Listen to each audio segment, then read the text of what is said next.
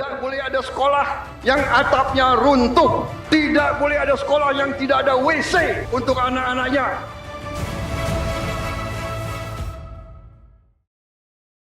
Indonesia sedang berubah, dan perubahan ini tidak menunggu siapapun.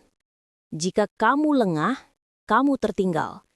Jika kamu menutup mata, kamu tersapu.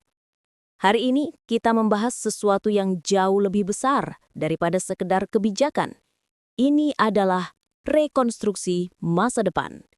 Ini tentang digitalisasi pembelajaran, fondasi baru bangsa. Digitalisasi pembelajaran Indonesia, langkah terdiam yang mengubah segalanya. Sebuah perubahan yang tidak bisa kamu hentikan dan akan menelan siapapun yang mencoba menghalanginya. Maka pertanyaannya hanya satu. Kamu mengikuti arus atau tenggelam di dalamnya? Presiden Prabowo Subianto memulai langkah besar digitalisasi pembelajaran untuk Indonesia cerdas. Tidak menunda, tidak berputar-putar, tidak menunggu birokrasi berdebu. Ia ingin semua anak Indonesia mendapat kesempatan yang sama. Sekarang, dengan nada tegas, beliau berkata, Tidak boleh ada sekolah yang atapnya runtuh. Tidak boleh ada sekolah yang tidak ada WC untuk anak-anaknya. itu bukan jargon, itu ultimatum. Negara hadir, bukan hanya di kota besar, tapi hingga titik terpencil yang bahkan peta pun hampir melupakannya. Pendidikan kita timpang. Di satu sisi, gedung megah, laboratorium, perpustakaan digital. Di sisi lain, ruang kelas retak, papan tulis pecah, buku usang yang disalurkan lebih dari 1 dekade lalu. Digitalisasi ini adalah palu besar yang menghancurkan ketimpangan itu. Ia menetapkan standar baru, akses yang sama, kualitas yang sama, kesempatan yang sama. Terima kasih, Pak.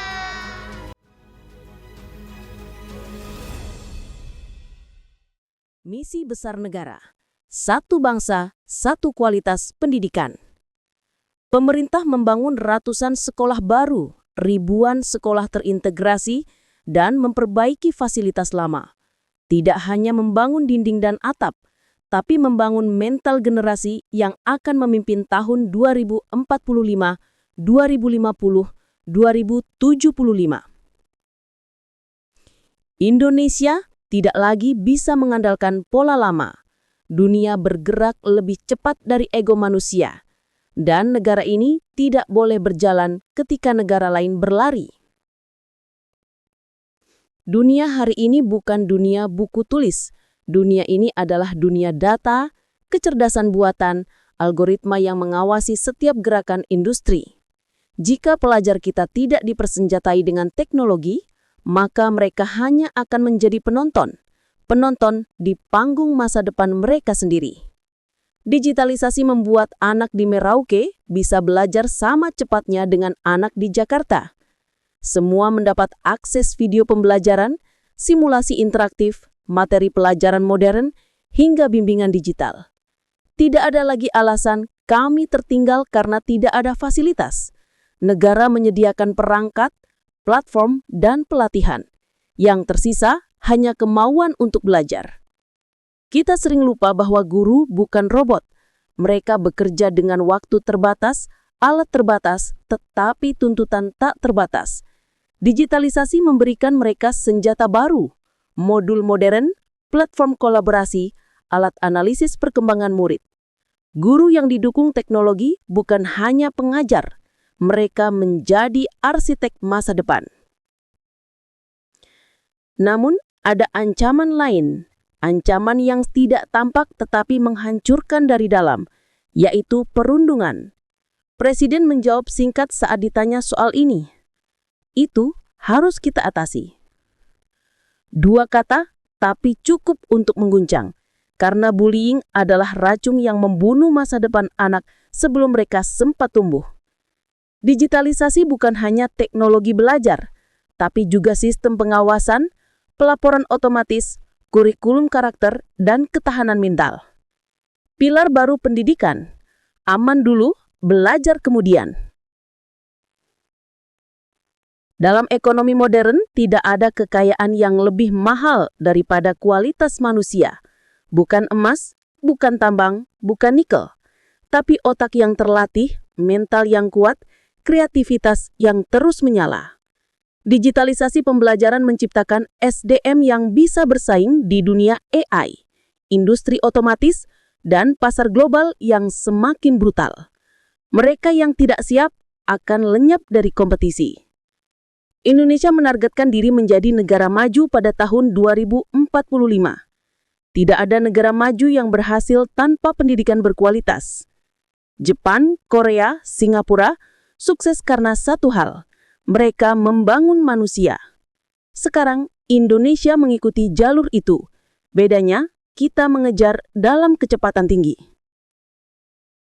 Bayangkan, anak-anak yang hari ini mendapat tablet digital, kelak menjadi insinyur AI, dokter teknologi nano, ekonom data, pemimpin industri robotika.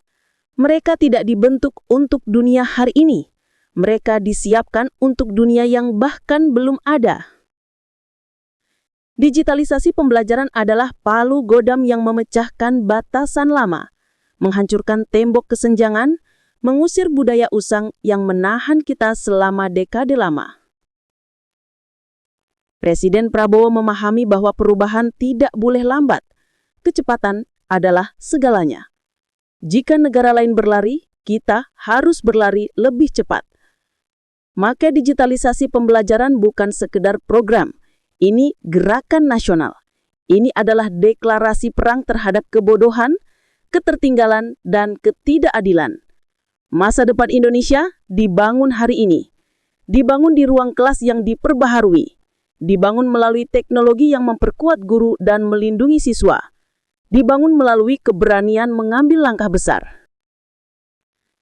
Jadi, sekarang pertanyaannya, di pihak siapa kamu? Di pihak masa depan? Atau di pihak masa lalu yang tidak ingin dilepaskan? Karena satu hal pasti, masa depan hanya menunggu mereka yang siap. Terima kasih sudah berkunjung ke channel Geoekonomi Politik. Jika kamu ingin kami membahas isu lain, politik global, ekonomi, konflik internasional, atau strategi negara besar, tuliskan di kolom komentar. Kami akan membuatkan kontennya, selama topiknya logis, tajam, dan bernilai strategis. Sampai jumpa di video berikutnya, di mana kita akan membedah dunia dengan cara yang tidak berani dilakukan channel lain. Dana ini akan dikirim langsung ke sekolah-sekolah. Cash transfer. Dan nanti sekolah-sekolah akan melakukan swakelola. Sehingga nilai bantuan tersebut lebih bermanfaat.